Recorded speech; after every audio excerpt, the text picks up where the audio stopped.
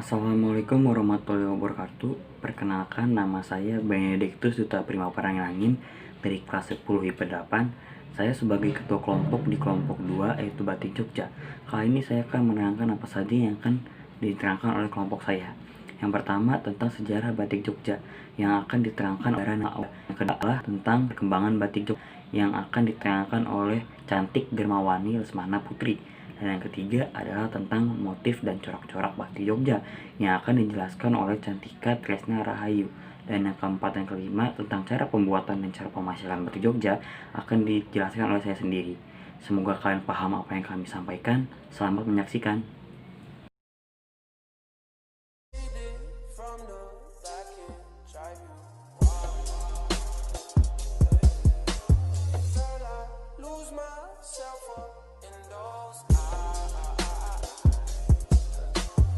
Assalamualaikum warahmatullahi wabarakatuh. Saya Dara Najma Aulia dari 10 IPA 8 kelompok 2. Di sini saya akan menjelaskan tentang sejarah batik Jogja.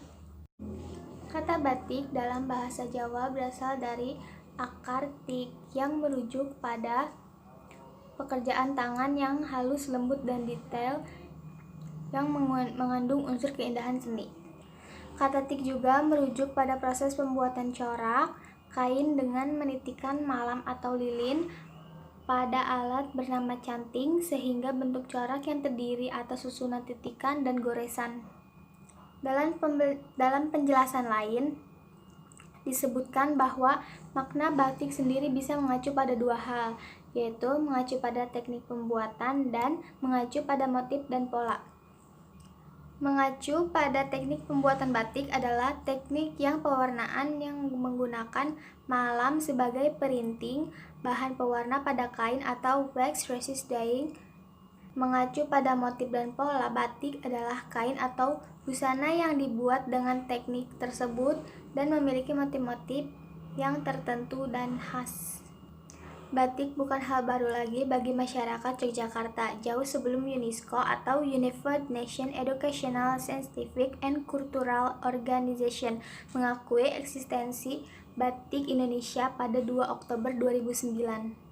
Masyarakat Yogyakarta telah terbiasa menggunakannya sebagai salah satu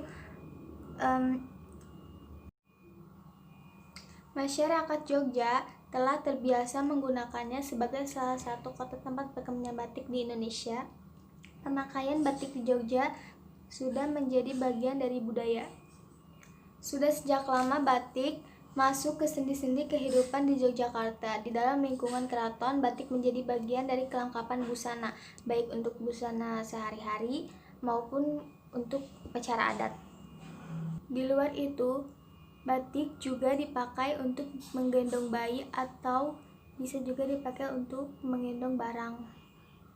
Modernisasi atau penambahan waktu tidak lalu mengubah fungsinya hingga sekarang. Pemakaian batik malah semakin berkembang.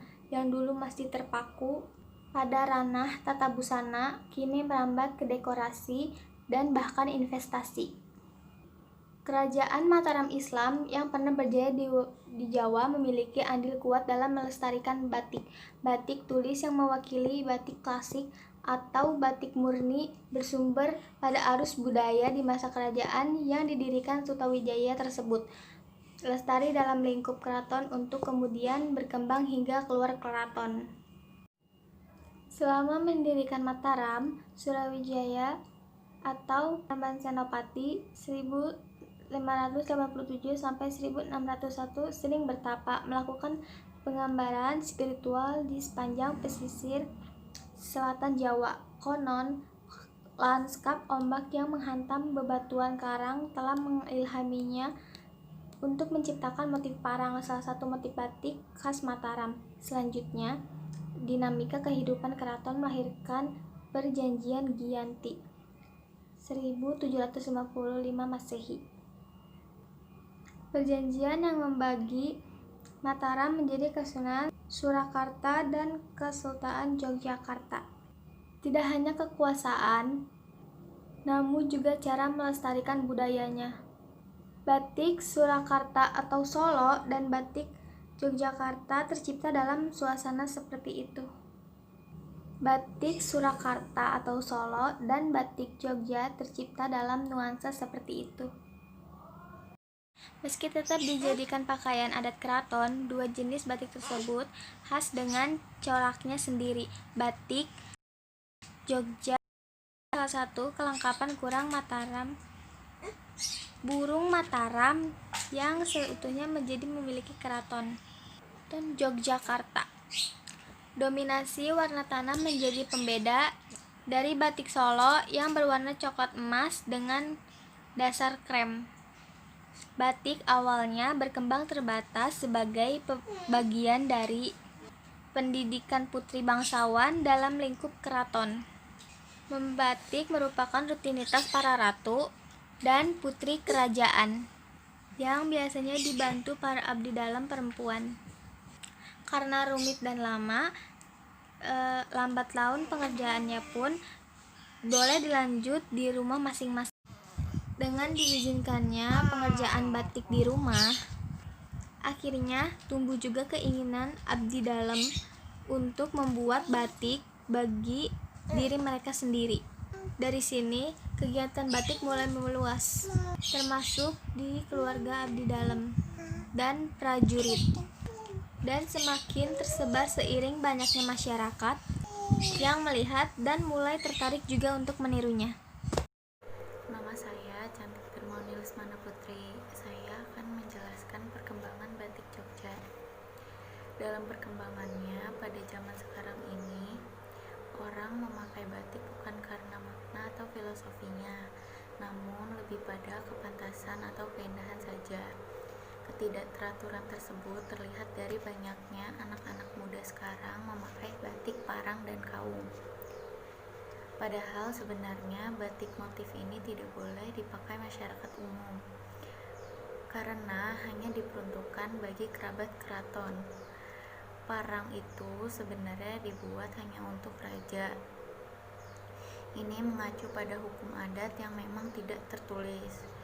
Ini bukan mutlak kesalahan dari para generasi muda, karena bahkan di lingkungan keraton yang merupakan akar tumbuhnya batik pun pemakaian ini mulai memudar. Walaupun memang masih ada pemakaian berdasarkan pergolongan itu, tetapi tetap ada pemudaran. Di antara bahan-bahan pewarna yang dipakai untuk pembuatan batik, ada yang terdiri dari tumbuh-tumbuhan asli Indonesia yang dibuat sendiri, antara lain dari pohon mengkudu, tinggi, soga, nila, dan bahan sodanya dibuat dari soda abu, serta garamnya dibuat dari tanah lumpur. Baru mulai dari beberapa tahun lalu, pembuatan batik sudah didominasi pabrik-pabrik pembuatan batik yang sudah menggunakan bahan-bahan impor. Namun para pengusaha batik tradisional tidak lalu pesimis dan terus berusaha untuk mengembangkan motif yang ada dengan cara memodifikasinya sesuai selera konsumen pada saat ini. Perkenalkan, nama saya Cantika Tesarayu. Di sini saya akan menyebutkan contoh dari corak batik Jogja. Yang pertama ada motif coplok, yang kedua ada motif kaung, motif parang, motif lereng, motif nitik, motif teruntung, motif semen, motif garuda, dan terakhir ada motif isen. Terima kasih. Perkenalkan, nama saya Benediktus Duta Prima Parangin. Oke, pada kali ini saya akan menjelaskan tentang cara pembuatan batik Jogja dan cara pemasarannya. Untuk yang pertama, cara pembuatannya. Yang pertama itu adalah menyiapkan kain. Tapi untuk sebelum digunakan kainnya, yaitu kalian harus mencuci kain tersebut menggunakan larutan asam sulfat selama 1 malam. Setelah kalian mencucinya, kalian harus merendamnya di larutan tepung tapioka. Setelah kalian merendam di dalam larutan tepung tapioka, kalian itu menggunakan istilah mengeplong. Apa itu mengeplong?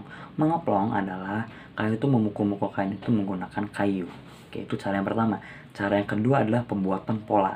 Dalam pembuatan pola ini pada kain batik kalian bisa menggunakan 3 pola, yaitu adalah pola pokok, pola pelengkap, dan pola isian. Tapi kalian juga boleh menggunakan 2 pola saja, yaitu pola pokok dan pola pelengkap. Oke, itu cara kedua. Untuk cara ketiga adalah proses membatik menggunakan lilin. Mungkin ini adalah intinya dari batik, yaitu karena ini membatik menggunakan lilinnya. Tapi sebelum kalian menggunakan lilin tersebut, kalian harus mengerti beberapa istilah dulu. Yang pertama adalah ngelowong, artinya pelekatan lilin pertama pada pola pokok dan pola pelengkap saja. Nah, yang kedua adalah istilah kedua itu adalah misen isen, yaitu adalah pelekatan lilin pertama pada pola isian, yaitu pola ketiga tadi. Tapi jika kalian hanya menggunakan pola, yaitu kalian menggunakan pola istilah pertama saja ngelowong, karena kalian hanya menggunakan 2 pola saja. Untuk istilah yang terakhir adalah nembok. Nah, apa itu nembok? Nembok itu kalian adalah mengisi bagian-bagian yang belum terisi pada kain tersebut menggunakan lilin. Oke, untuk cara keempat adalah kalian memberi warna pada batik, warna yang bagus-bagus lah, intinya untuk batik-batik. Nah, untuk juga, dan cara kelima adalah kalian ngerok. Nah, apa itu ngerok? Nah, ngerok itu adalah kalian menghilangkan bagian-bagian lilin di bagian-bagian tertentu. Beberapa bagian lilin di bagian-bagian tertentu tuh yang dihilangkan, itu ngerok. Nah, itu yang cara kelima. Untuk cara keenam adalah pemberian warna lain. Mungkin ingin menambahkan warna-warna lain atau ada warna tambahan yang memang harus tambahkan. Untuk ketujuh adalah melorot. Apa itu melorot? Melorot adalah menghilangkan lilin-lilin dari kain batik tersebut dengan cara menggunakan air panas dihilangkannya. Oke, untuk yang kedelapan adalah mencuci kainnya hingga bersih, hingga menjadi batik yang asli, dan juga yang terakhir adalah menyetrika kainnya itu tersebut. Oke, itu adalah cara pembuatannya. Nah, untuk yang terakhir adalah cara pemasyarannya. Nah, untuk cara pemasyarannya ini, pemasaran itu adalah kegiatan yang dilakukan oleh pedagang-pedagang untuk mempromosikan barang-barang yang dagangannya tersebut, baik barang maupun jasa. Nah, untuk cara pemasaran batik Jogja ini banyak sekali cara-caranya yang digunakan oleh para pedagang untuk menarik perhatian para pembelinya agar membeli dagangannya tersebut. Mungkin di antara lain adalah dengan mencocokkan harga dengan kualitas batiknya, atau enggak membuat batik dengan gambar-gambar yang lebih unik lagi. Nah, itu pasti bisa membuat para pembeli itu tertarik akan bahan dagangan tersebut. Nah, mungkin banyak lagi juga cara-cara pemasaran yang digunakan oleh para pedagang di luar sana dengan menjual batik Jogja. Nah, untuk kesimpulan dari semua materi ini dari kelompok kami yaitu adalah batik itu bukan merupakan hal yang asing bagi bangsa Indonesia lagi, karena batik itu merupakan warisan budaya yang paling terkenal di Indonesia. Dan perkembangan batik pun sangat baik dari dulu hingga kini. Jadi kita harus bisa menjaga batik karena itu budaya kita tersendiri yang harus kita jaga.